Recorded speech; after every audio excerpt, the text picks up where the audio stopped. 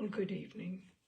And this evening we will conclude Jane Austen's Persuasion. Now, last week,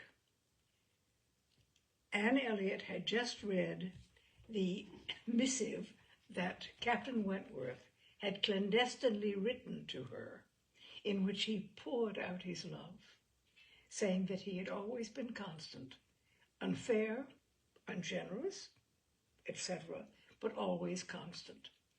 And of course, this produced an overwhelming happiness in Anne. And to pick up the last sentence from before, and before she was beyond the first stage of full sensation, Charles, Mary, and Henrietta all came in.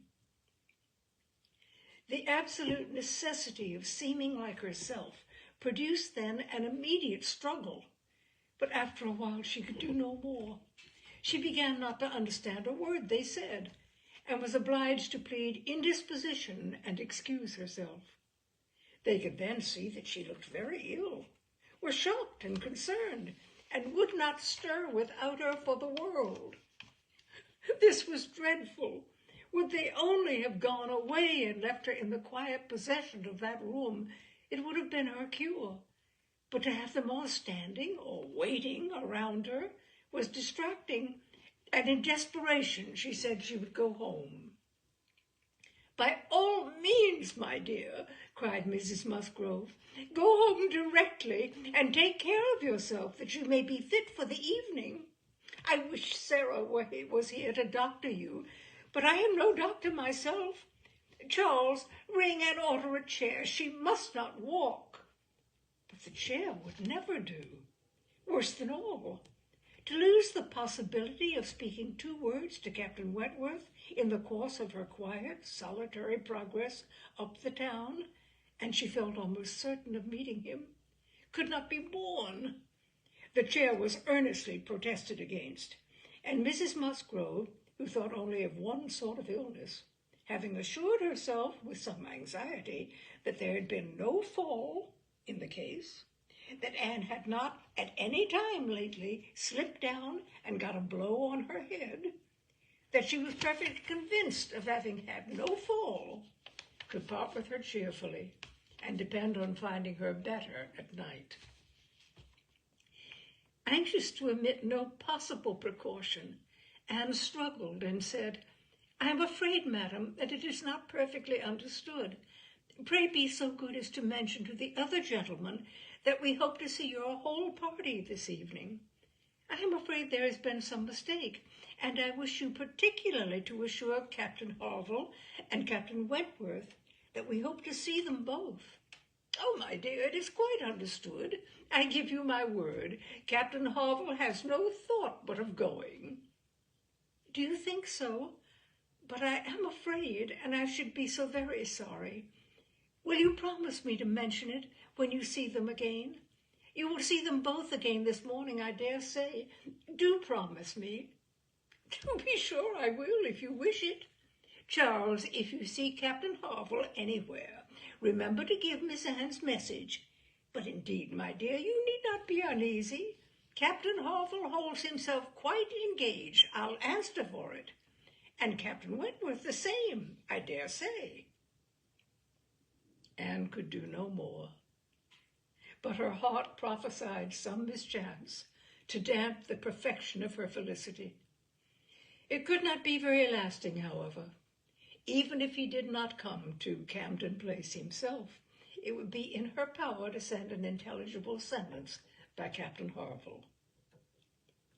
Another momentary vexation occurred. Charles, in his real concern and good nature, would go home with her. There was no preventing him. This was almost cruel. But she could not be long ungrateful. He was sacrificing an engagement at a gunsmith's to be of use to her, and she set off with him with no feeling but gratitude apparent. They were in Union Street when a quicker step behind, a something of familiar sound, gave her 2 moments' preparation for the sight of Captain Wentworth. He joined them, but as if irresolute whether to join or to pass on, said nothing, only looked.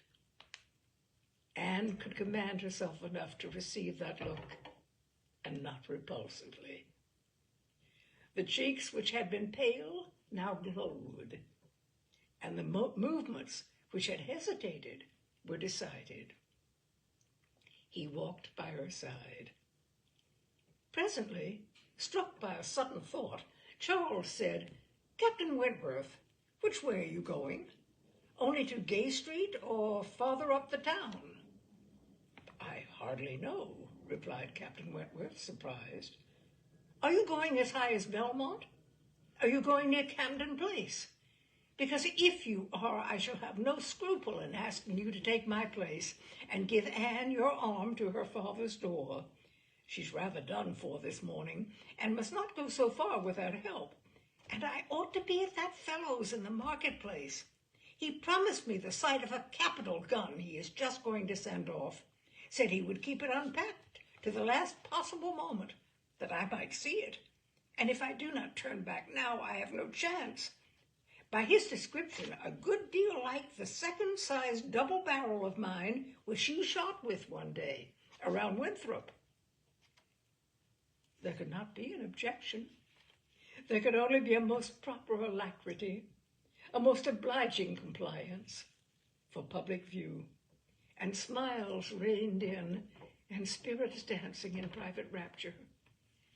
In half a minute, Charles was at the bottom of Union Street again, and the other two proceeding together, and soon words enough had passed between them to decide their direction towards the comparatively quiet and retired gravel walk, where the power of conversation would make the present hour a blessing indeed, and prepare it for all the immortality which the happiest recollection of their own future lives could bestow. There they exchanged again those feelings and those promises which had once before seemed to secure everything, but which had been followed by so many, many years of division and estrangement.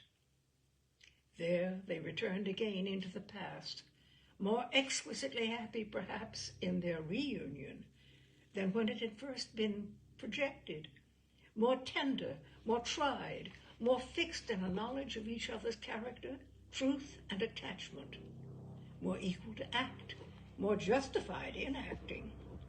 And there, as they slowly paced the gradual ascent, heedless of every group around them, seeing neither sauntering politicians, bustling housekeepers, flirting girls, nor nursery maids and children, they could indulge in those retrospections and acknowledgments, and especially in those explanations of what had directly preceded the present moment, which was so poignant and so ceaseless in interest.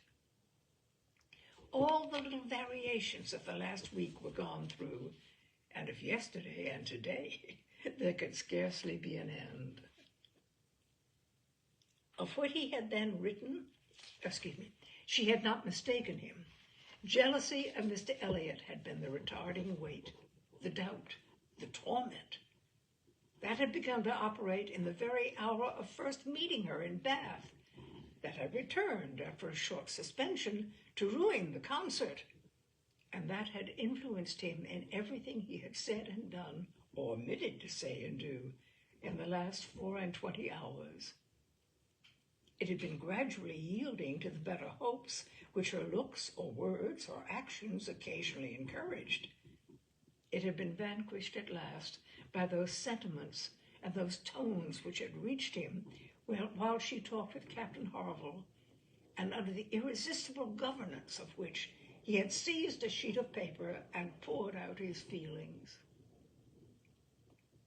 Of what he had then written, nothing was to be retracted or qualified. He persisted in having loved none but her. She had never been supplanted. He never even believed himself to see her equal. Thus much indeed he was obliged to acknowledge that he had been constant unconsciously, nay, unintentionally, that he had meant to forget her and believed it to be done. He had imagined himself indifferent when he had only been angry, and he had been unjust to her merits because he had been a sufferer from them. Her character was now fixed on his mind as perfection itself, maintaining the loveliest medium of fortitude and gentleness. But he was obliged to acknowledge that only at Uppercross had he learnt to do her justice, and only at Lyme had he begun to understand himself. At Lyme, he had received lessons of more than one sort. The passing admiration of Mr. Elliot had at least roused him, and the scenes on the Cobb and at Captain Harville's had fixed her superiority. In his preceding attempts to attach himself to Louisa Musgrove, the attempts of angry pride, he protested that he had forever felt it to be impossible, that he had not cared, could not care for Louisa, though till that day, till the leisure for reflection which followed it, he had not understood the perfect excellence of the mind with which Louisa's could so ill bear a comparison, or the perfect, unrivaled hold it possessed over his own. There he had learnt to distinguish between the steadiness of principle and the obstinacy of self-will, between the darings of heedlessness and the resolution of a collected mind. There he had seen everything to exalt in his estimation the woman he had lost, and there begun to deplore the pride, the folly, the madness of resentment which had kept him from trying to regain her when thrown in his way. From that period his penance had become severe. He had no sooner been free from the horror and remorse attending the first few days of Louisa's accident, no sooner begun to feel himself alive again, than he had begun to feel himself, though alive, not at liberty. "I found," said he, "that I was considered by Harville an engaged man, that neither Harville nor his wife entertained a doubt of our mutual attachment. I was startled and shocked. To a degree I could contradict this instantly, but when I began to reflect that others might have felt the same, her own family, nay, perhaps herself, I was no longer at my own disposal. I was hers, in honor, if she wished it. I had been unguarded. I had not thought seriously on this subject before. I had not considered that my excessive intimacy must have its danger of ill consequence in many ways, and that I had no right to be trying whether I could attach myself to either of the girls, at the risk of raising even an unpleasant report, were there no other ill effects. I had been grossly wrong, and must abide the consequences." He found too late, in short, that he had entangled himself, and that precisely as he became fully satisfied of his not caring for Louisa at all, he must regard himself as bound to her, if her sentiments for him were what the Harvilles supposed. It determined him to leave Lyme and await her complete recovery elsewhere. He would gladly weaken by any fair means whatever feelings or speculations concerning him might exist, and he went therefore to his brother's, meaning after a while to return to Kellynch and act as circumstances might require. "I was 6 weeks with Edward," said he, "and saw him happy. I could have no other pleasure. I deserved none. He inquired after you very particularly, asked even if you were personally altered, little suspecting that to my eye you could never alter." Anne smiled and let it pass. It was too pleasing a blunder for a reproach. It is something for a woman to be assured in her 8th and 20th year that she has not lost one charm of earlier youth. But the value of such homage was inexpressibly increased to Anne by comparing it with former words, and feeling it to be the result, not the cause, of a revival of his warm attachment.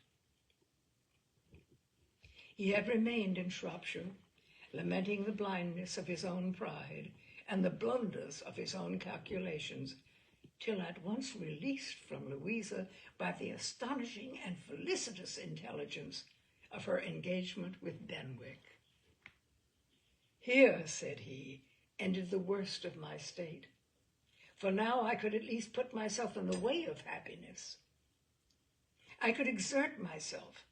I could do something. But to be waiting so long in inaction, and waiting only for evil, had been dreadful. Within the first 5 minutes, I said, I will be at Bath on Wednesday, and I was. Was it unpardonable to think it worth my while to come, and to arrive with some degree of hope? You were single. It was possible that you might retain the feelings of the past, as I did, and one encouragement happened to be mine. I could never doubt that you would be loved and sought by others, but I knew to a certainty that you had refused one man, at least, of better pretensions than myself. And I could not help often saying, was this for me? Their first meeting in Milsom Street afforded much to be said, but the concert still more. That evening seemed to be made up of exquisite moments. The moment of her stepping forward in the octagon room to speak to him, the moment of Mr. Elliot's appearing and tearing her away, and one or two subsequent moments, marked by returning hope or increasing despondence, were dwelt on with energy. "To see you," cried he, "in the midst of those who could not be my well-wishers, to see your cousin close by you, conversing and smiling, and feel all the horrible eligibilities and proprieties of the match, to consider it as the certain wish of every being who could hope to influence you, even if your own feelings were reluctant or indifferent, to consider what powerful supports would be his. Was it not enough to make the fool of me which I appeared? How could I look on without agony? Was not the very sight of the friend who sat behind you, was not the recollection of what had been, the knowledge of her influence, the indelible, immovable impression of what Persuasion had once done, was it not all against me?" "You should have distinguished," replied Anne. "You should not have suspected me now. The case so different, and my age so different. If I was wrong in yielding to Persuasion once, remember that it was persuasion exerted on the side of safety, not of risk. When I yielded, I thought it was to duty, but no duty could be called in aid here. In marrying a man indifferent to me, all risk would have been incurred and all duty violated." "Perhaps I ought to have reasoned thus," he replied, "but I could not. I could not derive benefit from the late knowledge I had acquired of your character. I could not bring it into play.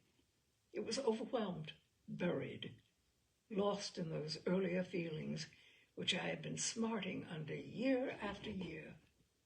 I could think of you only as one who had yielded, who had given me up, who had been influenced by anyone rather than by me. I saw you with the very person who had guided you in that year of misery. I saw no reason to believe her of less authority now.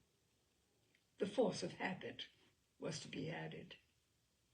I should have thought," said Anne, "that my manner to yourself might have spared you much or all of this." "No, no. Your manner might be only the ease which your engagement to another man would give. I left you in this belief, and yet I was determined to see you again. My spirits rallied with the morning, and I felt that I had still a motive for remaining here." At last Anne was at home again, and happier than anyone in that house could have conceived.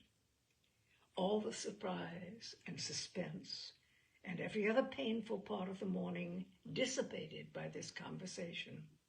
She re-entered the house so happy as to be obliged to find an alloy in some momentary apprehensions of its being impossible to last. An interval of meditation, serious and grateful, was the best corrective of everything dangerous in such high-wrought felicity. And she went to her room and grew steadfast and fearless in the thankfulness of her enjoyment. The evening came. The drawing rooms were lighted up. The company assembled. It was but a card party. It was but a mixture of those who had never met before and those who met too often. A commonplace business, too numerous for intimacy, too small for variety. But Anne had never found an evening shorter.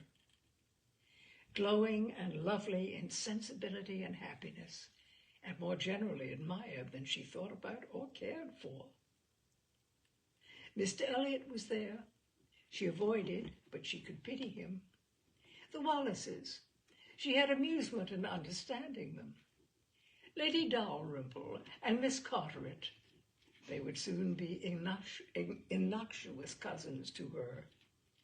She cared not for Mrs. Clay, and had nothing to blush for in the public manners of her father and sister. With the Musgroves, there was the happy chat of perfect ease. With Captain Harville, the kind-hearted intercourse of brother and sister. With Lady Russell, attempts at conversation, which a delicious consciousness cut short. With Admiral and Mrs. Croft, everything of peculiar cordiality and fervent interest, which the same consciousness sought to conceal. And with Captain Wentworth, some moments of communication continually occurring, and always the hope of more, and always the knowledge of his being there. It was in one of these short meetings, each apparently occupied in admiring a fine display of greenhouse plants, that she said, "I have been thinking over the past, and trying impartially to judge of the right and wrong. I mean with regard to myself, and I must believe that I was right, much as I suffered from it, that I was perfectly right in being guided by the friend whom you will love better than you do now. To me, she was in the place of a parent. Do not mistake me, however. I am not saying that she did not err in her advice. It was perhaps one of those cases in which advice is good or bad only as the event decides. And for myself, I certainly never should, in any circumstance of tolerable similarity, give such advice. But I mean that I was right in submitting to her, and that if I had done otherwise, I should have suffered more in continuing the engagement than I did even in giving it up, because I should have suffered in my conscience. I have now, as far as such a sentiment is allowable in human nature, nothing to reproach myself with, and if I mistake not, a strong sense of duty is no bad part of a woman's portion." He looked at her, looked at Lady Russell, and looking again at her, replied, as if in cool deliberation, "Not yet, but there are hopes of her being forgiven in time. I trust to being in charity with her soon. But I too have been thinking over the past, and a question has suggested itself, whether they may not have been one person more my enemy even than that lady, my own self. Tell me if, when I returned to England in the year 8 with a few £1,000 and was posted into the Laconia, if I had then written to you, would you have answered my letter? Would you, in short, have renewed the engagement then? Would I?" was all her answer, but the accent was distinctive enough, decisive enough. "Good God," he cried. You would. It is not that I did not think of it or desire it as what alone could crown all my other success, but I was too proud to ask again. I did not understand you. I shut my eyes and would not understand you, or do you justice. This is a recollection which ought to make me forgive everyone sooner than myself. 6 years of separation and suffering might have been spared. It is a sort of pain, too, which is new to me. I have been used to the gratification of believing myself to earn every blessing that I enjoyed. I have valued myself on honorable toils and just rewards, like other great men under reverses, he added with a smile. I must endeavor to subdue my mind to my fortune. I must learn to brook being happier than I deserve. Who can be in doubt of what followed?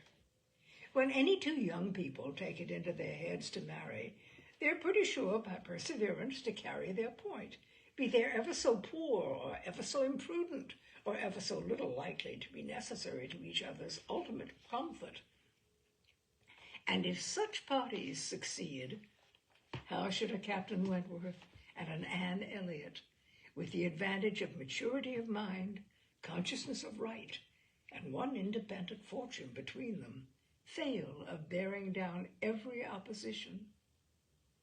They might, in fact, have borne down a great deal more than they met with, for there was little to distress them beyond the want of graciousness and warmth. Sir Walter made no objection, and Elizabeth did nothing worse than look cold and unconcerned. Captain Wentworth, with £25,000, and as high in his profession as merit and activity could place him, was no longer nobody. He was now esteemed quite worthy to address the daughter of a foolish spendthrift baronet, who had not had principle or sense enough to maintain himself in the situation in which Providence had placed him, and who could give his daughter at present but a small part of the share of £10,000, which must be hers hereafter. Sir Walter, indeed, though he had no affection for Anne, and no vanity flattered to make him really happy on the occasion, was very far from thinking it a bad match for her. On the contrary, when he saw more of Captain Wentworth, saw him repeatedly by daylight, and eyed him well, he was very much struck by his personal claims, and felt that his superiority of appearance might be not unfairly balanced against her superiority of rank. And all this, assisted by his well-sounding name, enabled Sir Walter at last to prepare his pen with a very good grace for the insertion of the marriage in the volume of honor. The only one among them whose opposition of feeling could excite any serious anxiety was Lady Russell. Anne knew that Lady Russell must be suffering some pain in understanding and relinquishing Mr. Elliot, and be making some struggles to become fully acquainted with and do justice to Captain Wentworth. This, however, was what Lady Russell had now to do.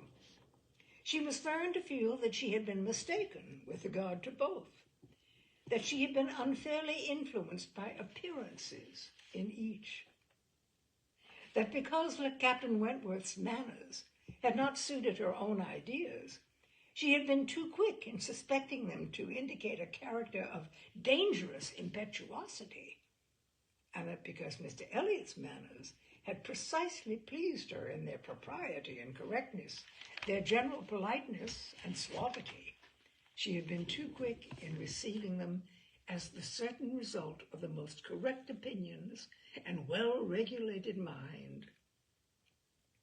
There was nothing less for Lady Russell to do than to admit that she had been pretty completely wrong, and to take up a new set of opinions and of hopes. There is a quickness of perception in some, a nicety in the discernment of character, a natural penetration, in short, which no experience in others can equal. And Lady Russell had been less gifted in this part of understanding than her young friend. But she was a very good woman, and if her second object was to be sensible and well-judging, her first was to see Anne happy. She loved Anne better than she loved her own abilities, and when the awkwardness of the beginning was over, found little hardship in attaching herself as a mother to the man who was securing the happiness of her other child. Of all the family, Mary was probably the one most gratified by the circumstance. It was creditable to have a sister married, and she might flatter herself with having been greatly instrumental to the connection by keeping Anne with her in the autumn. And as her own sister must be better than her husband's sisters, it was very agreeable that Captain Wentworth should be a richer man than either Captain Benwick or Charles Hayter.